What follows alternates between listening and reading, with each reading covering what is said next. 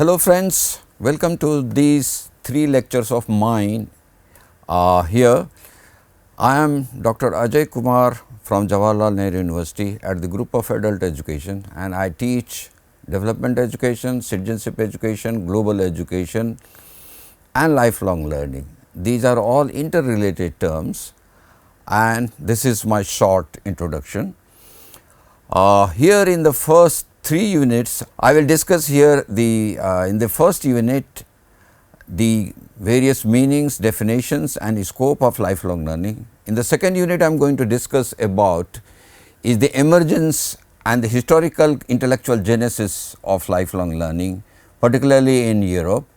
And then in the third unit, I am going to discuss about the Indian policy on lifelong learning in the present days.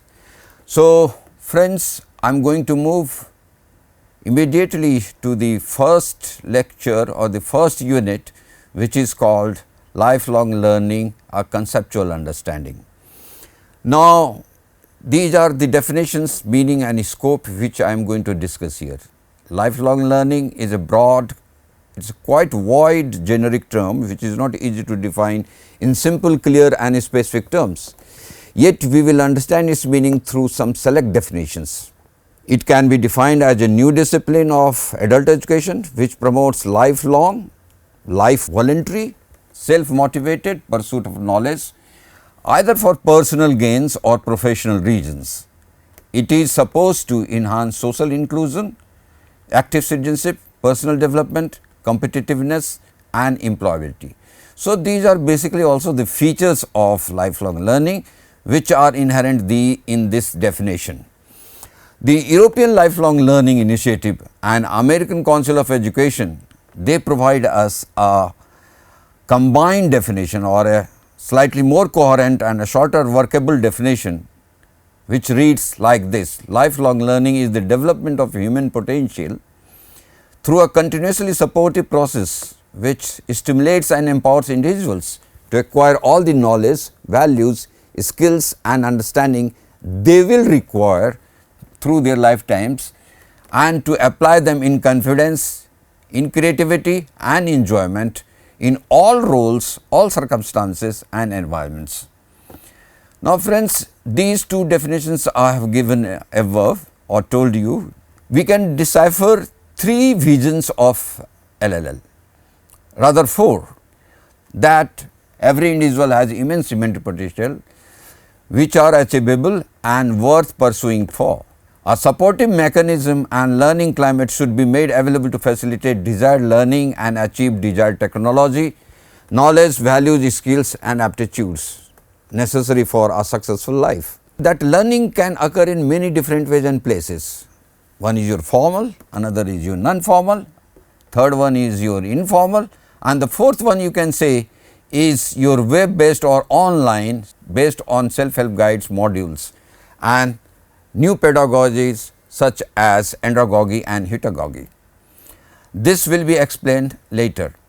Now, fourth one is that element, the fourth element of lifelong learning is it needs to create an integrated and holistic support system for learning, taking into account individual differences and needs in order to help the individual learner to learn under self direction. So, it is under your self guidance, self learning perspectives, metacognitions where you have to learn on your own.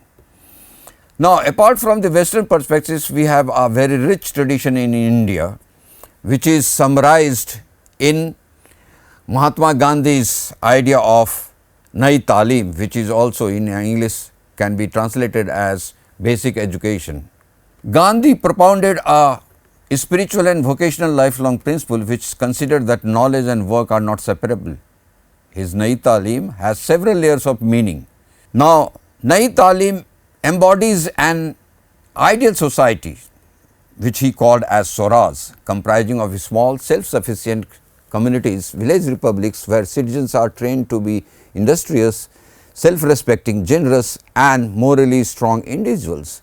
The beauty of Gandhian thought on lifelong learning is Gandhi made craft-based education as the center of his pedagogy to bring about a radical restructuring of the sociology of knowledge in India. Now, coming back friends, in general the scope of lifelong learning encompasses three settings of learning and education.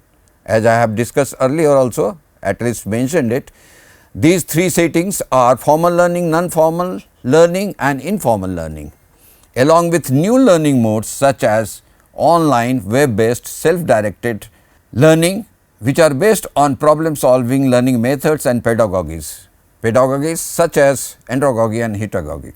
Now, friends, we need to go beyond, in the context of 21st century, we need to go beyond traditional decontextualized knowledge and texts, instruction based education systems.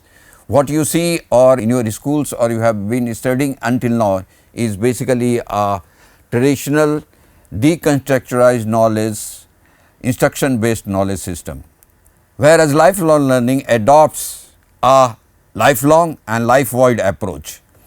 Here contemporary lifelong learning appears to come closer to the Gandhian scheme of basic education. In terms of temporality and spatial components, the scope of LLL can be seen as having two major dimensions, namely lifelong learning dimension, which suggests that individual learners can learn throughout their lifetime, and B, life void learning dimension, which emphasizes that it can occur in all kinds of formal, non-formal, informal settings and across all sectors of professional and personal growth. The lifelong dimension of lifelong learning simply suggests that an individual's desire in learning should be based on his or her personal choice about the relevance and stage of life spent for a particular learning. Lifelong learning recognizes that an individual should be able to upgrade her knowledge and skills throughout her life. Lifelong learning in principle recognizes that if the knowledge and skills held by an individual become obsolete, outdated, at any stage of her temporal life, she must have the opportunity to upgrade her skills and knowledge with a provision for continuous, that is vertical, and learning based on her prior base of knowledge or stock of knowledge, you can say. Here is a diagram given on the screen, if you can see, which explains in an analytical way what constitutes life void and lifelong attribute of lifelong learning, and then the three dimensions which is called formal, non-formal and informal. Friends, lifelong learning also recognizes horizontal expansion and provisions for training and learning for life void vocational jobs and professional skills in a wide range of settings, which is classroom, workplace, web based. All these are for continuous upgradation of skills. Having provision for life void learning for continuous professional upgradation can be challenging not only for the individual learner, but also for the policy makers and implementing authorities, because they need to employ wide range of contexts, methods and settings for the learnings. Here you can see lifelong learning systems require establishment of a complex institutional arrangement, which is quite different from the traditional learning, which provides for quality education and training or learning cutting across formal, non-formal, informal settings in terms of learning processes, methodologies, content, curriculum and foundational principles. Friends, here is another table on the screen, if you can see, table number 1, which shows the difference between traditional learning and the lifelong learning. On the left column you have various emphases or the processes like mode, content or topics, trainers, problems, methods, solutions, role of the student and the teacher, how is the assessment taken, structure of the curriculum and how traditional learning and lifelong learning they occur. They are explained in the second and the third column. Then another table also explains gives you an example of where exactly all these three forms of education, that is formal education or learning, non-formal education or learning, or informal learning and education takes place on various sites which are visible, and this explains, or this will give you a clarity about what exactly lifelong learning means to you. Now, differences between formal and non-formal and informal learning largely appear in terms of their intent and design, where these three categories, analytical categories of education or learning, that is formal, non-formal and informal learning, are distinguished between each other. So, friends, on a continuum, if you see formal learning, continuum is a straight line and that is one end and the another end, then you can see on the one end is your formal learning, another end is your informal learning, in between in the center you can say is the non-formal learning. So, you can understand these are not bipolar opposites, they are integrated and somehow their methods and processes overlap, yet you can see that formal learning is highly organized and specialized, whereas informal learning is the least organized and specialized, with non-formal learning placed in between the two. Formal learning takes place in schools, colleges, universities and institutions, where at the completion of a course learning is certified by award of degrees, that is MBBS or PhD, BA, MAs, things like that, and diplomas. Non-formal learning is also structured, but it is not very comprehensive, rather it is very short duration intended program, like radio or television program for farmers on the use of pesticides in farming, which takes place in settings outside educational institutions. Now, the third category is informal learning, which occurs almost everywhere as a byproduct of an interactional activity. For example, a carpenter's son learning carpentry from his fathers while helping him in his family vocation. Now, it is generally non-structured without disciplinary emphasis on learning, yet much of our learning occurs from or comes from informal settings with acquisition and formation of our primary knowledge, skills and attitudes valuable as basic foundation for all our later stage learning. Right from our childhood we learn so many things. Now, the table given on the screen you can see explains the above distinction through an analytical frame of life learning in terms of literacy education, and you can see some of these points which are visible on the screen, and you can see what exactly they mean, imply in terms of actual training in literacy classes. Moving further, friends, now after having discussed the meaning and the scope of lifelong learning, let me summarize you the characteristics of life learning as a new concept in education and training. Now, first is lifelong learning cuts across formal, non-formal, informal learning settings, that is, it adopts an eclectic, selective, best approaches in choosing learning styles and methods found among all the three settings of learning, that is formal, non-formal and informal. Second is lifelong learning is based on self-motivated and self-directed. You got to be motivated and self-directed in terms of your learning.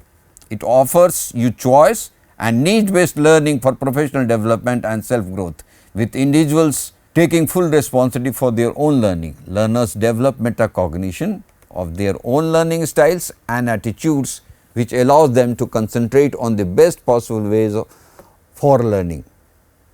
Learners also develop an understanding of their limitations while participating in adult learning with a strong desire to overcome those limitations or shortcomings, if there are at all any. Now, the third point is characteristic of lifelong learning is that it believes in self-financed education and learning. Friends, this is one crux or solid explanation of why there is an emergence of a new subdiscipline within adult education, of adult education. Rather, the name is being changed from adult education to lifelong learning, and in that sense it is basically because the onus or the responsibility of learning is on the individual, both in terms of self-financing and then self-learning.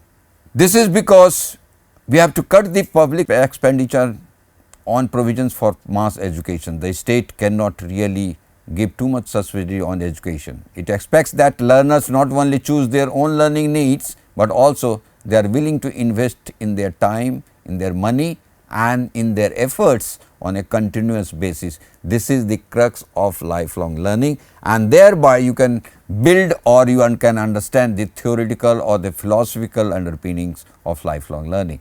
Yes friends, the fourth characteristic of lifelong learning, it requires universal access and participation in continuous learning and professional development. Popular demand for education, which has led to massification of education at all levels, has also led to lifelong learning to promote universal access to all for further education and training, that is also for continuous development of skills and knowledge, which is available to almost everybody, and it should be available. That is the principle. Now, these principles of universal access and participation in lifelong learning are guided by the Jacques Delors report, which is an official UNESCO report of 1996, which propounded 4 pillars of learning society as a missionary and global goal of lifelong learning. Now, these are the Jacques Delors 4 principles of learning. 4 principles are the learning to do, learning to be, the learning to know and learning to live together with others.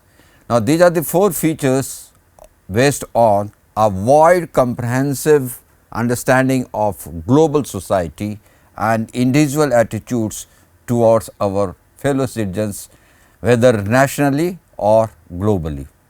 Friends, you can see that the present world is full of social and economic contradictions produced by global capitalism, assisted by fast changing technologies and services.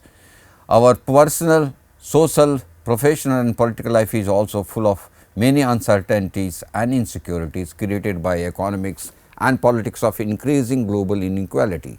For example, according to an Oxfam International report titled An Economy for the 99%, published this year 2017, only 8 men own almost equal wealth as is possessed by 3.6 billion people of the world, who constitute 50% of the humanity.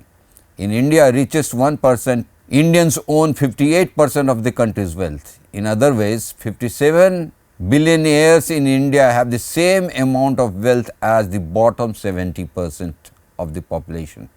The report, Oxfam report, also describes the gap between the rich and the poor, which is far greater than we can imagine. The report also highlights how corporate business and super rich are nourishing the inequality crisis by evading taxes, cutting down wages and jobs, and how they use their powers to influence not only international economics and trade, but also national and global politics.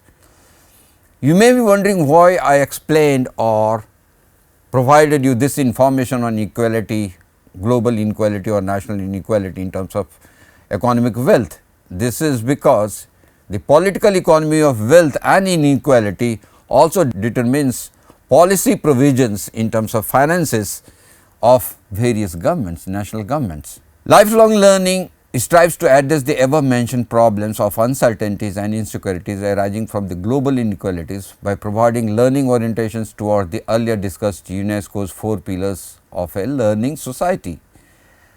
Lifelong learning is in general supposed to foster creativity, initiative, responsiveness and skills of adaptability among keen learners to cope up with the challenges of the contemporary post-Fordist, post-industrial society. Citizens of the contemporary world need to learn and enhance their skills to manage uncertainties, negotiate conflicts and communicate across and within cultures, subcultures, families and communities. Every day you find violence and we need to understand. Lifelong learning comes into understanding these uncertainties and limitations within societies and within policy provisions. Friends, we can now move to the features of an effective lifelong learning system. An important great scholar called Alvin Toffler, he writes that the illiterates of the 21st century will not be those who cannot read and write, but those who cannot learn, unlearn and relearn. So, that is the focus of his quote, that is, we must be able to learn, unlearn and relearn. What Toffler suggests is that individuals continuously need to revise and upgrade their skills, knowledge and information, including their attitudes towards learning. An effective lifelong learning system and a lifelong society should be able to provide individual learners opportunities and resources for continuous upgradation for their skills and knowledge, to engage them in meaningful activities, debates and discussions, dialectical and dialogical encounters with their work and experimentations, and develop a shared understanding within the community. Now, what exactly in concrete terms or specific terms are the features of an effective lifelong learning system? The first one is that learners should have all the freedom and initiative to set their goals, learning styles and pace of learning, not the system, educational system or the lifelong learning system. So, that means basically you or the learners will be having all the freedom to set their goals, styles, pace of learning as well as the choice of learning. The second point about effective learning system is that the curriculum content, language, vocabulary, tools, methodology and practices introduced by a lifelong learning system should primarily come from the workplace experiences from outside, so as to keep them natural and contextualized, embedded and relevant. The third effective system should be able to focus on the economic and practical feasibility of a module based learning. Module based learning meaning the breakdown units or chapters which you see in the books to suit students or learners strategic modus operandi, assessment and fulfillment of commitments. The learning tools must be relevant and related to the problem at hand. They should not create unnecessary complexities and breakdowns. Learners should be provided space and mechanism to be able to learn not only from the workplace environments alone, but should also be able to share knowledge with others who have special expertise in the field. Another feature of an effective lifelong learning system is that learners should be provided ample information and tools which help them in cross domain search, that is, they should be able to make further improvements to the given solutions. Another feature of an effective lifelong system is that it should be able to promote two major kinds of reflections. The first one is at the preliminary level, that learners should be able to reflect on the problem and possible solutions. Second, at the post-mortem level, they should be able to see whether the patterns and problems are repetitive in nature and how they can be eliminated through restructuring work progress. All learning systems should be able to provide learners multiple interactive situations and opportunities with experts and co-learners along with a workplace experience. Another feature of an effective system is that it should not only be able to support individual enterprises in learning, but develop cooperative partnership. The key word here is cooperative partnership with co-learners and other lifelong learning groups working concurrently elsewhere, keeping in view the larger aim which lifelong learning system should be able to produce collective knowledge. The aim is to produce collective knowledge as well as improve upon individuals' knowledge and skills. Another feature of an effective lifelong learning system is that it should be open and flexible enough to transcend the boundaries of any closed system like schools or colleges as we have traditionally known, making this mechanism such as end user modifiability and end user programming a necessity rather than a luxury.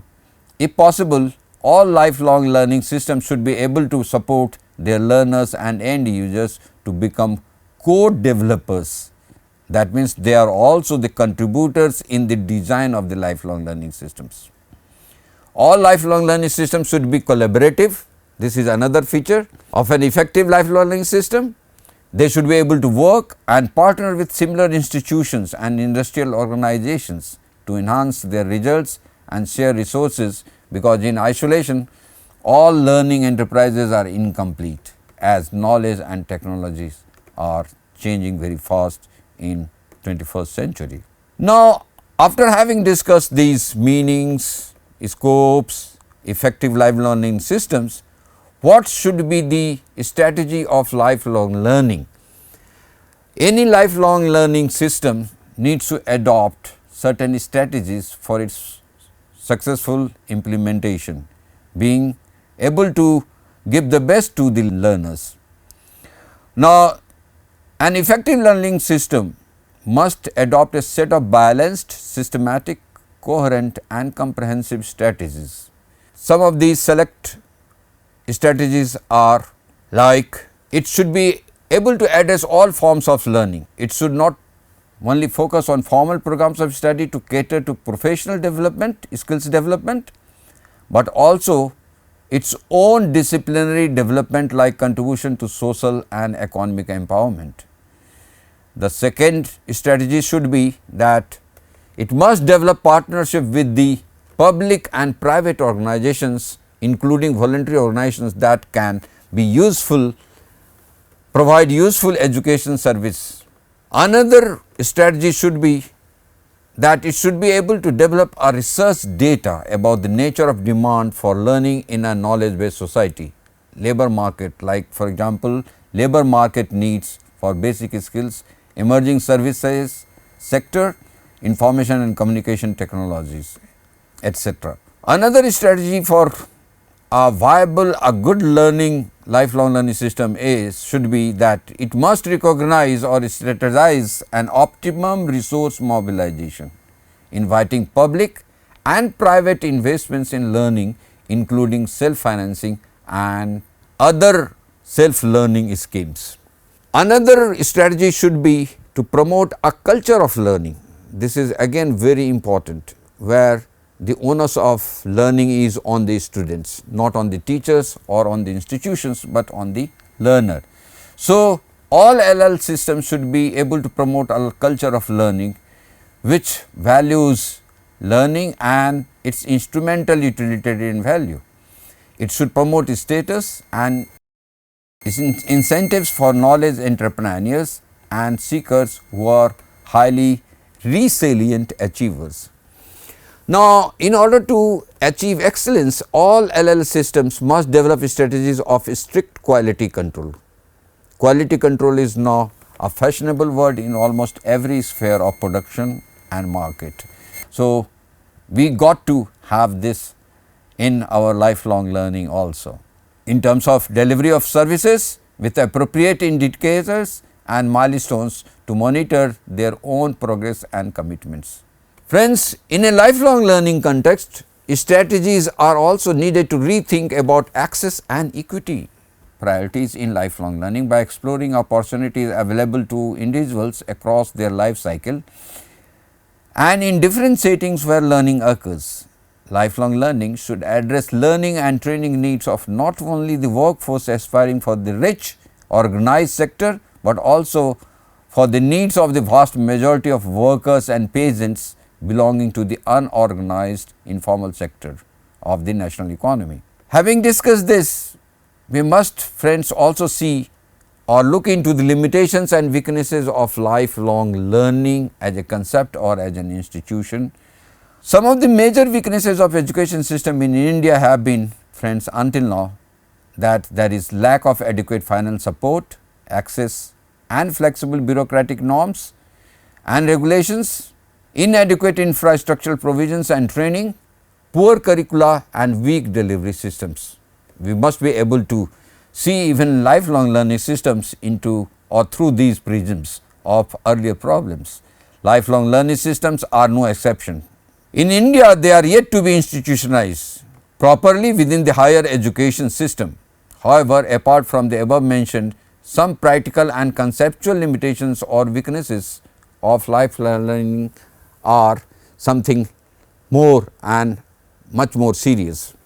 One limitation at the conceptual or the theoretical level is that all lifelong learning systems are not always able to visualize or foresee all the learning needs of the fast changing economy and technological systems. Neither they are able to adapt quickly to the new challenges.